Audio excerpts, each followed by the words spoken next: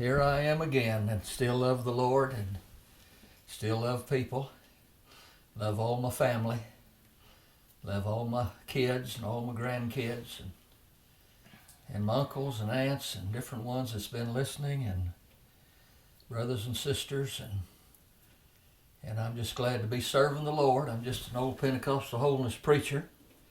I tell you that not to brag or nothing, just to let you know right up front who you're listening to.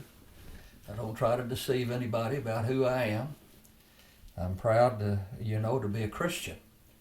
That's what I am as a Christian, more than anything else. And you say, well, you shouldn't be in a denomination. Well, I've been in a denomination since I was born, and there's a lot of people that are just trying to hold on to some truth.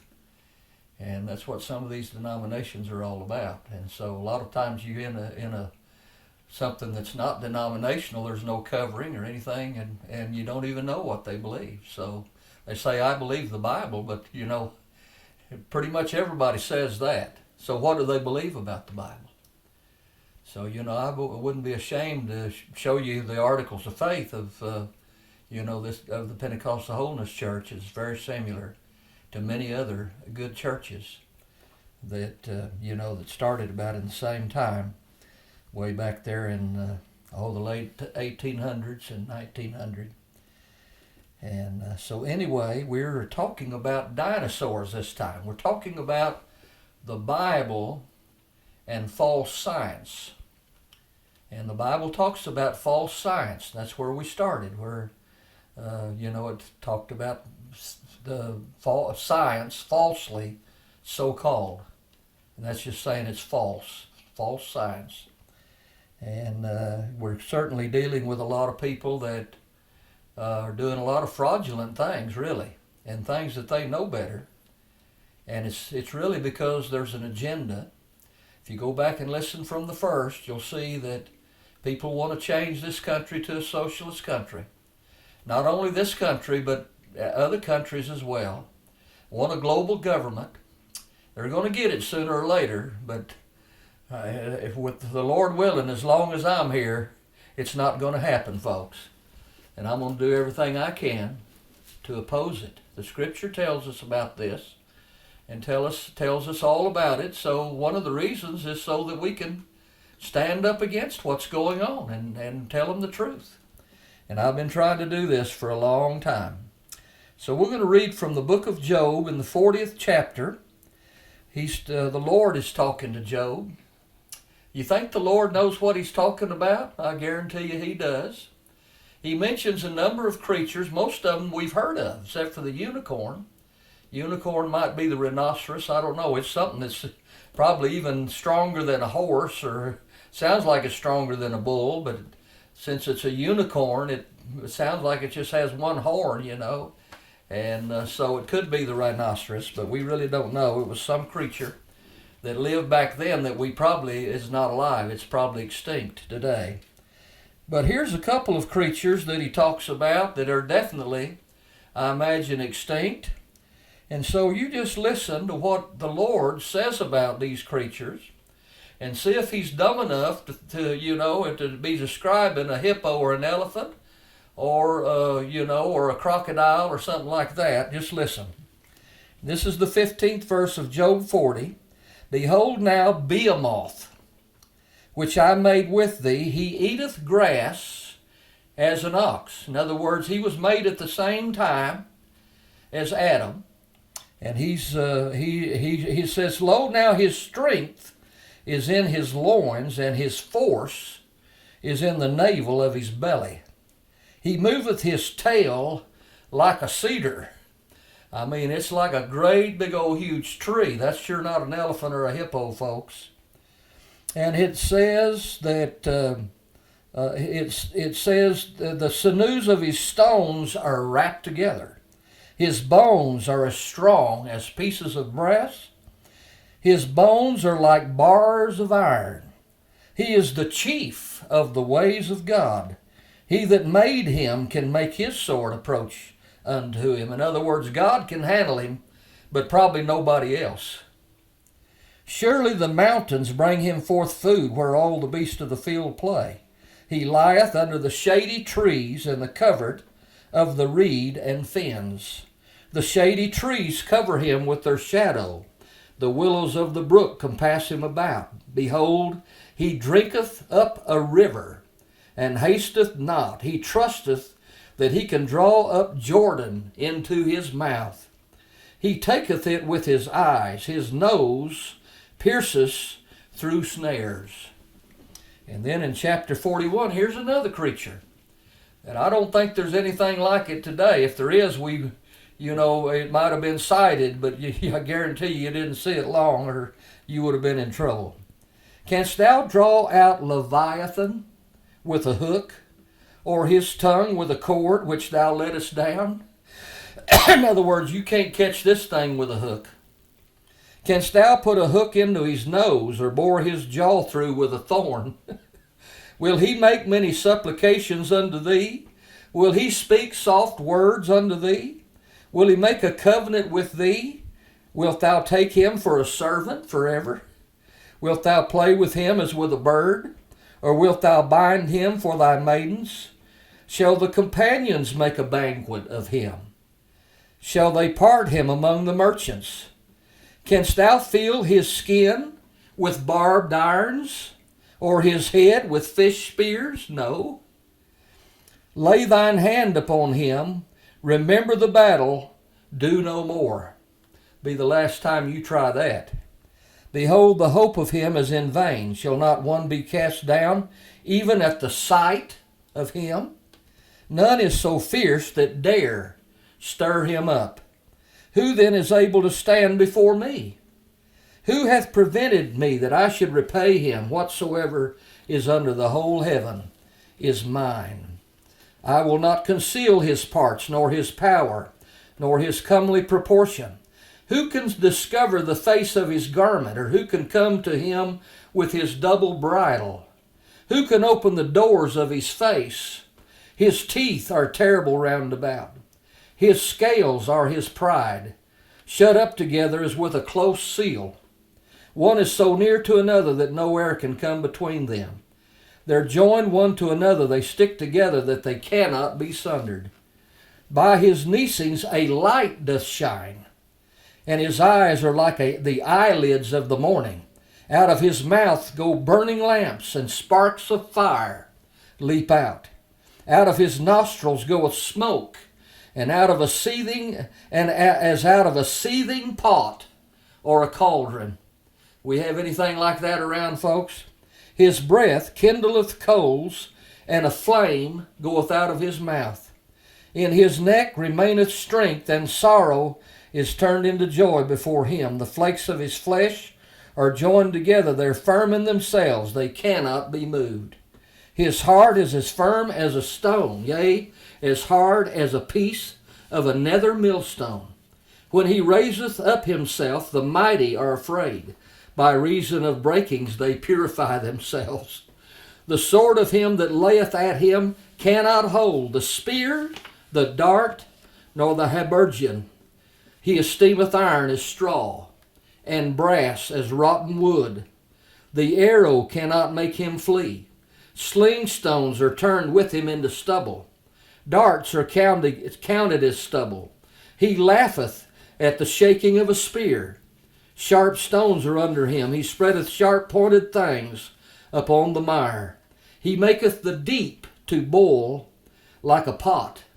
He maketh the sea like a pot of ointment. He maketh a path to shine after him. In other words, you can see where he's going by looking at the path that's shining. One would think the deep to be hoary. Upon earth there is not his like, who is made without fear. He beholdeth all high things. He is king over all the children of pride. So isn't that something, folks? Dinosaurs, millions of years ago. And I tell you what, if the dinosaurs didn't live millions of years ago, the whole thing comes crumbling down. And the same is true for these old age creationists as well. They have to come up with things to, to try to falsify everything that I'm going to tell you.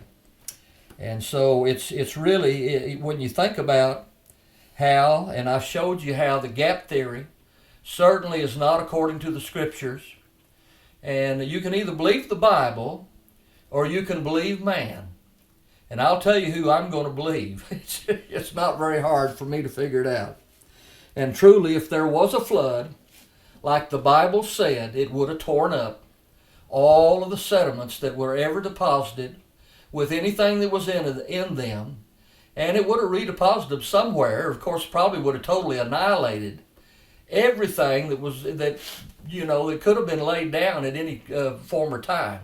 And we know the Bible is very plain that this simply did not happen. And so it's easy to prove these things. This book right here, and I would recommend get if you've got children or grandchildren, get you. There's at least 4 of these because this is number 4. I usually end up giving all these away, so this may be the only one I've got right now. But anyway, it's got a lot of answers in it, and on one page here it's got Andrew Snelling, his tremendous geologist. I've listened to him on TV and watched him, recorded series of him. And he's a tremendous geologist, and he'll definitely tell you that all the evidence points to the flood and the sedimentary rock where these fossils are laid down. It's easy to prove. Also, most of these sedimentary rock, you find them actually on the continents that have the fossils in them, not in the oceans. Because what happened was you had the continents that were raised up, and of course some of those things were washed into the oceans, but most of what was in the oceans have been covered up so deep, if they're down there anywhere, you would never find them, because the sediments that were washed away from the continents covered them all up. So you won't find any fossils down, it's just very unlikely there, and they're not being made today. Those, fish aren't falling down on the bottom of the ocean and making fossils. Neither anything else are doing that either. And so, once in a great while, there may be something that happens that may preserve and cause fossils, but not like what we see deposited around the world today. So it's easy to prove. You have to be willfully ignorant. Willfully ignorant. And if you're not listening to me and all the evidence that's out there today, you're willfully ignorant. Did you know that? And I'll just tell you, if you're a teenager now and you haven't taken the time to study some of these things, you better start thinking about it. You better start, you really need to realize that we're almost down to the end here, folks. And it's not going to be good. I'll talk about that here in a little bit. This book right here, Tommy just got that one. I just got that one yesterday. And I think I thought this was the one I gave to my son-in-law, but I think it was the first edition, and it's different. This is The Grand Experiment, Volume 2. And so, I hadn't even read that one. It's got a lot of pictures too. And it's really good. I hadn't read it all yet, but I've read a lot of it just since I got it. I think that was maybe the day before yesterday, might have been. But anyway, I've read a bunch of it already. And Carl Werner, who is the author, went to a lot of trouble going around all these different museums all over the place. And he's proven that, in these, that the dinosaurs, they try to tell you, they went extinct about 65 million years ago, And Carl Sagan said it was just when the first flowering plants were coming along, And so he shows you that, all the things that we have today were existing pretty much in the same layer, and we found fossils of all flowering plants of all different kinds, animals of all different kinds. And also another amazing thing, and I'll just read you a little bit on the back here. In 1938, the discovery of a large, unusual fish turned the scientific community on end. Dubbed a living fossil. This book's called Living Fossils. So we've got a lot of them in here. The discovery of a coelacanth, that's a fish, in South Africa shocked scientists around the world who thought this type of fish had died out millions of years prior during the process of evolution. In fact, this is supposed to die out even before the dinosaurs did. And there's no evidence in any other layer than some of the very bottom layers. And so it's an index fossil. This is how they tell how old. If you find that particular fossil in a layer, you know, it's one of the index fossils that tells you it's got to be millions and millions of years old, see. And of course, the amazing thing is it's still alive today.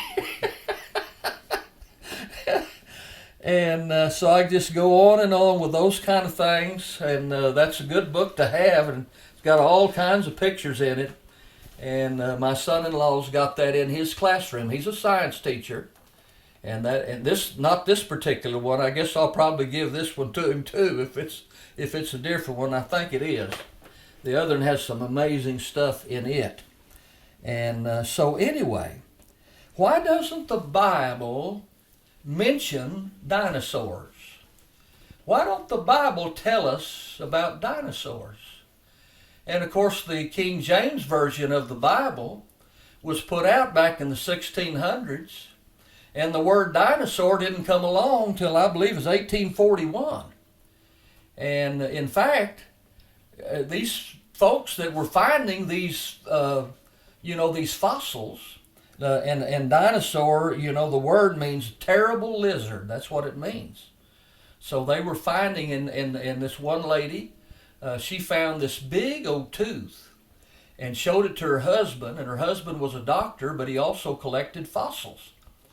And he believed it was from a huge lizard of some kind. And so he named it. And I've got it down here if I can find it here. But anyway, it was an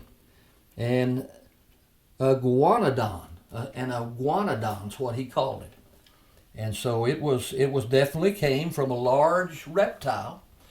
And back during this period of time, people had pretty much got to the place where they'd pretty much forgotten about dragons and behemoths and leviathans and all these kind of things, And in fact, probably wasn't hardly any of them around anymore.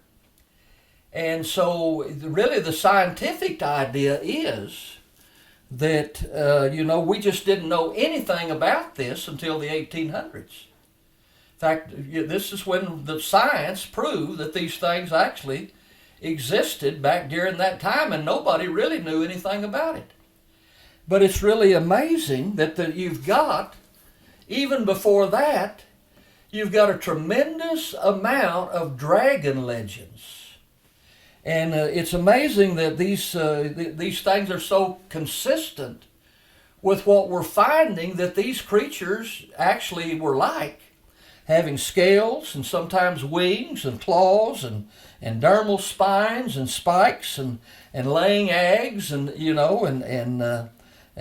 all the stories of these creatures are uniform around the globe, and whenever they're described, they describe something that we know actually existed at some point. And I'll read you an account here in a minute.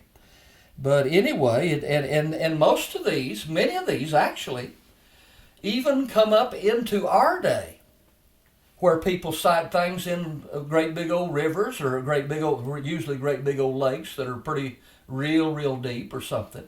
So there's all kinds of sightings, and so about creatures that are simply something that we don't believe exists today, but very possibly there's still some that are still existing. And there's places in Africa and different places where the natives say certain creatures, they draw pictures of them, And they look like what we found fossils of these dinosaurs and different things. And so the stories actually match what we see. And there's a huge amount of these stories. I mean, a huge amount from every country. It's not just here. It's not just in Europe. It's in Asia, in Africa, in America. The American Indians have their stories as well. And so there's stories all around the world. There's still sightings around the world. In 1973, the World Book Encyclopedia, in fact, I should have probably saved that and read it to you, but it was the last time that they actually said that what these people were seeing and what the legends and different things actually fit what we're seeing with the dinosaurs. Now, we don't have that anymore. They stopped that. And of course, the reason, I believe, is because they knew if people believed those legends, they certainly would not believe that dinosaurs lived some 65 million years ago, and starting at 365 million years ago, and lived all that time way back there. And so it would really blow the entire theory of evolution all to pieces. So Carl Sagan, he come up with an idea of what was going on. And he says what it is, that we actually have reincarnated memories of all of them dragons, that it's reincarnated memories. I mean, what we're remembering is what we remembered what we experienced when we was some kind of other animal, because men sure didn't live back there. And so that's what he came up with. And yet we have historians down through the years that have faithfully recorded everything else, and then they've told us they've seen these creatures and have accounts of these creatures. Historians like Josephus and Pliny the Elder and Herodotus, and you've got Asian historians, Chinese historians. You got all kinds of different historians. Now, some time back, I was in a hospital. Somebody related to someone in the church was going through surgery, and there's a young lady there that was just a fine young lady, and she was just talking, and I asked her the question. I said, "How many years ago did the dinosaurs live?" And she said, "Millions of years." And so I started talking to her. And man, she started getting interested. And I was just showing her plainly some of these things. I'm not through yet. And so when I told her when I got home, I said, "I've got a number of books on it. But I said, I got one that you'll really like, and so I'll send that to you." So I did. And Tommy got me another one. So there it is. And I'd recommend that you would get that little book right there. It's really amazing. And it's got all kinds. It'll give you a lot of different stories. And some of the people that got to be saints, you know how they got to be saints? By killing some old dinosaur that's going around killing everybody. It was a dragon back then. They didn't call it a dinosaur. He killed that dragon, man. And so in some of these knights, man, if you could kill a dragon, man, that made you the knight for sure if you could get rid of that dragon. And folks, there's all kinds of tales. One of the first things you have to do, if you're going to develop a piece of property, the very first thing is to get rid of the dragons. I think that's really good advice, So you'll find a lot of things in this book that'll really be a blessing to you. I've got this turned down here, so hopefully. This is Marco Polo. He's going to China.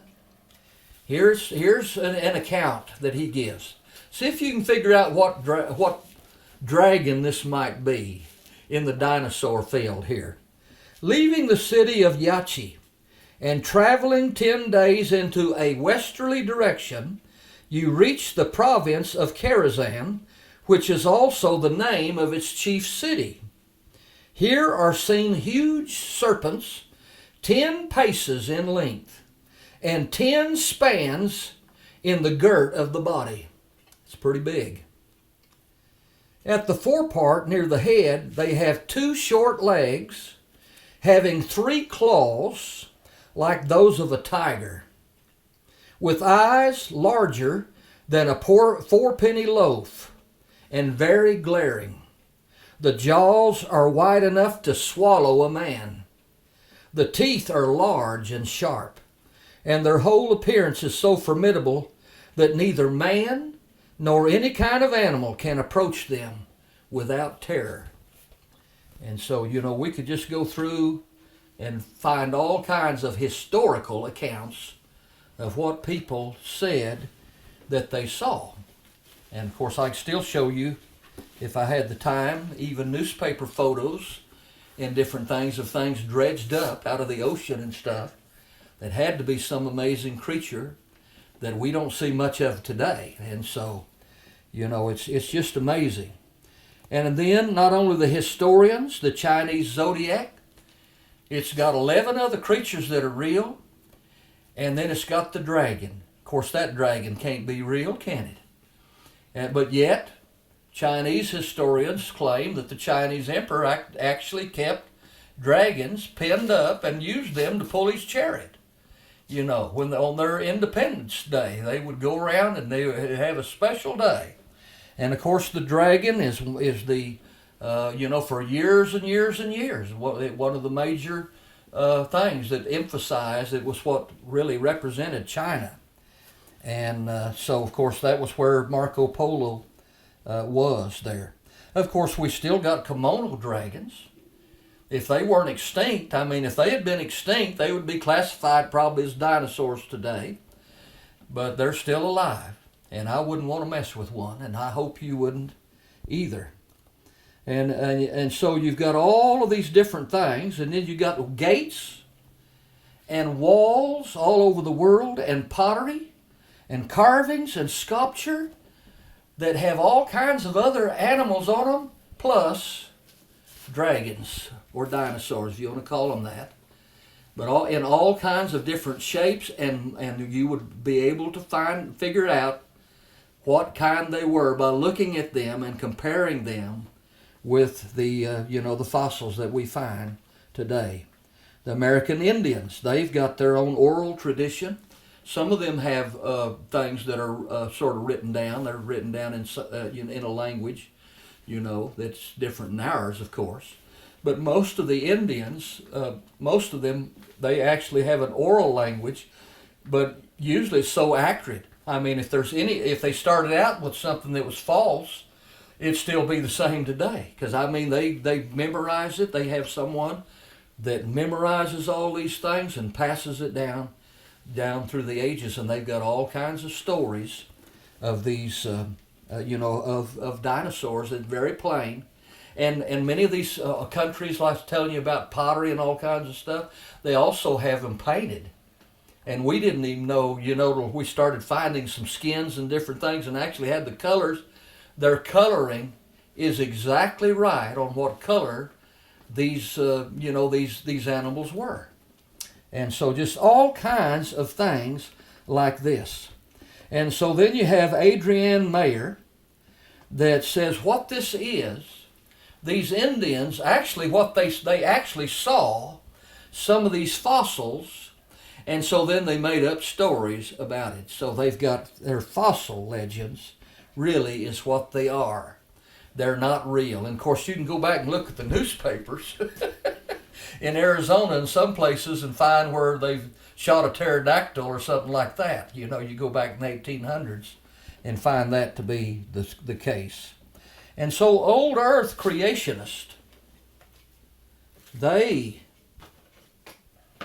I've got this little old book here. I don't like to buy a big book. I don't want to invest a bunch of money. But this, I do not recommend that one. It's written by an old earth creationist. And he uses the same excuses that these folks, this false scientist that I'm talking about, and he used the same kind of excuses in this book to try to get around it, It doesn't hold any water, folks. There's got to be something wrong with your conscience to keep going that direction when there's so much evidence to the contrary. And so you realize that we're in great danger at this moment in our history. That these people that I've been talking about, and I'm not through with this, with what I'm dealing with here. I'll definitely continue to go along because there's much more proof. I mean, there's so much proof that evolution could never happen that it's unbelievable that anyone would ever believe in it. And yet we're living in a day when socialists are taking over America. We're living in a time when, under Obama, that the FBI, the Justice Department, the CIA, the NSA, all of these were weaponized against the incoming president. They actually, falsified stuff to get FISA warrants to spy upon an incoming president, and even before he was elected. And then they did everything they could to remove him as president. They simply weaponized all of this stuff and used a document that was created out of thin air, more or less, by the opposite side. And then the election was fraudulent. I knew, spiritually knew.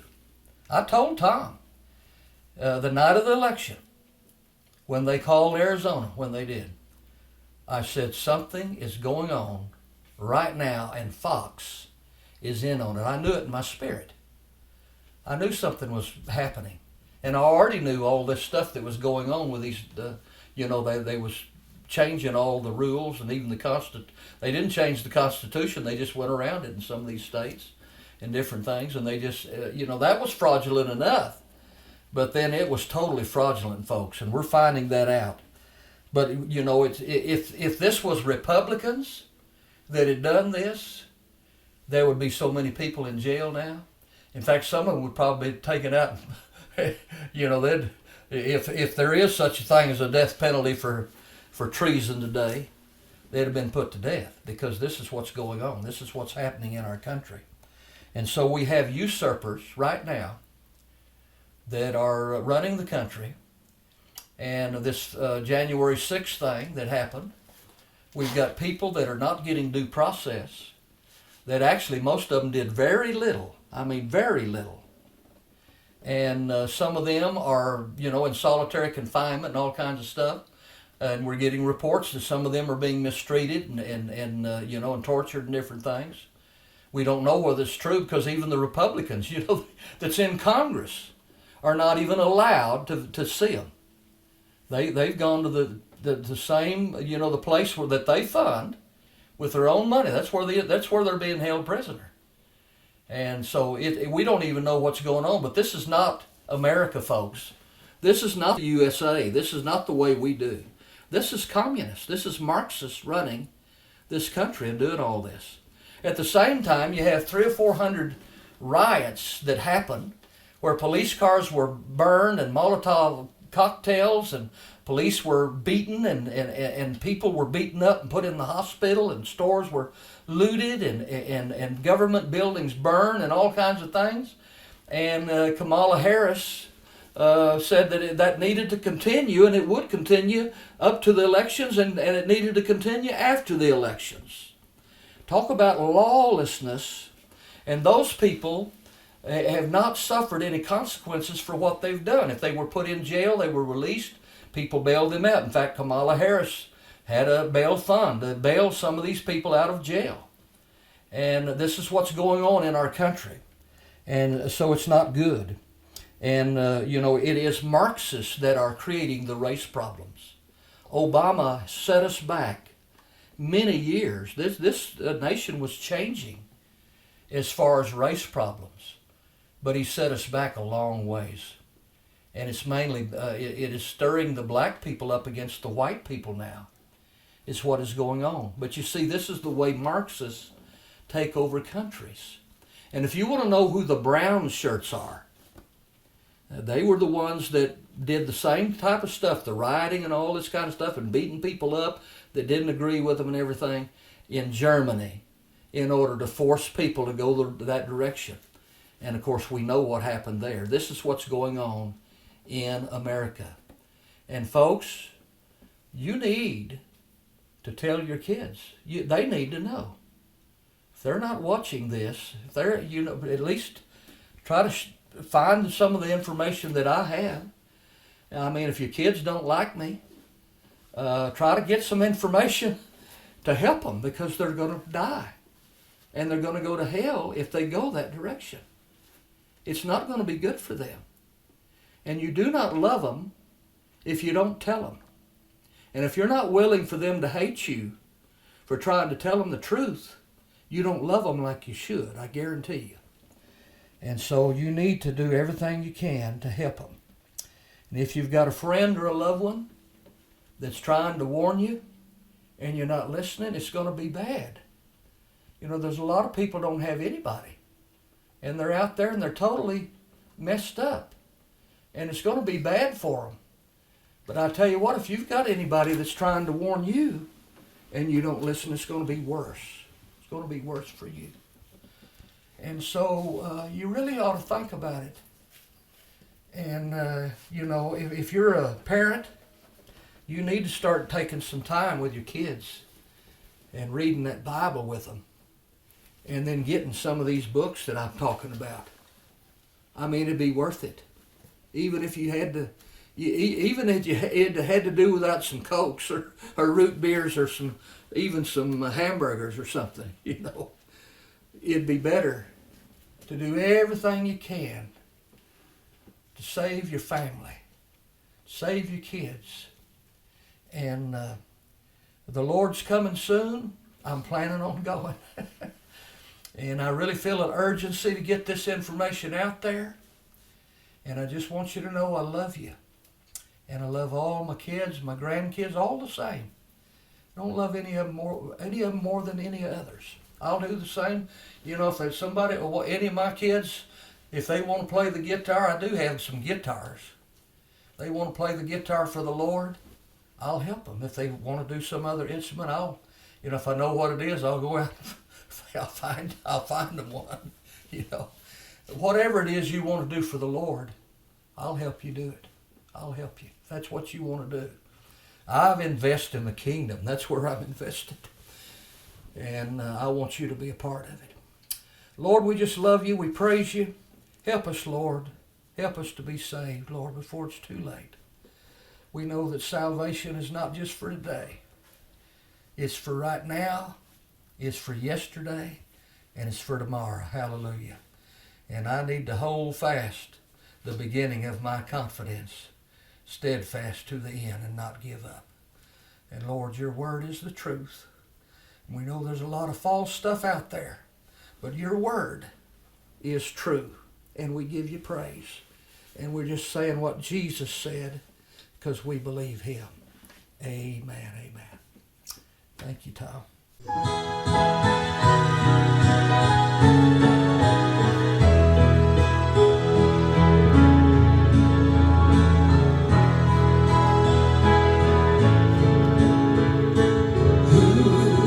Among earth's millions, who has saved my soul? Who among earth's mighty could have made me whole? The keys of this earth would have tried in vain. It just took Jesus to watch away each day. No one could do it, not one would try.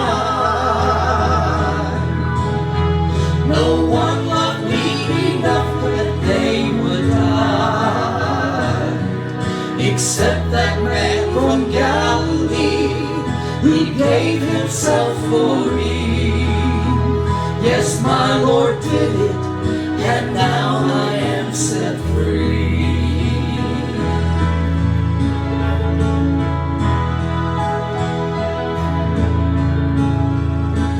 Who among the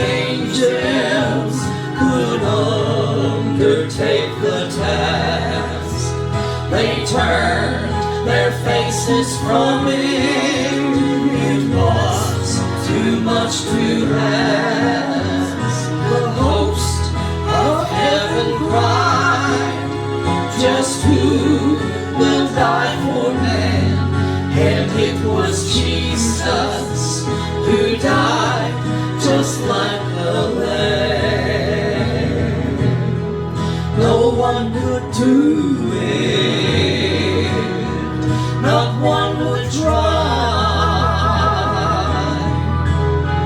No one loved me enough that they would die, except that man from Galilee who gave himself for me.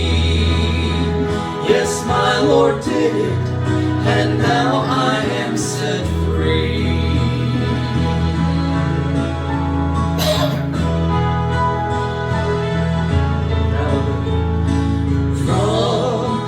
Earth's foundation, God gave his Son to die, to save a lonely wretch like me.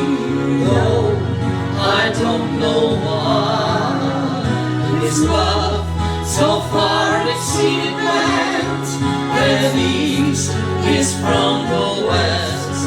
It just took Jesus to come and stand the test. No one could do it, not one would try. No one loved me enough that they would die, except that man from Galilee who gave himself for me. Yes, my Lord did it, and now I am set free. Except that man from Galilee who gave himself for me. Yes, my Lord did it, and now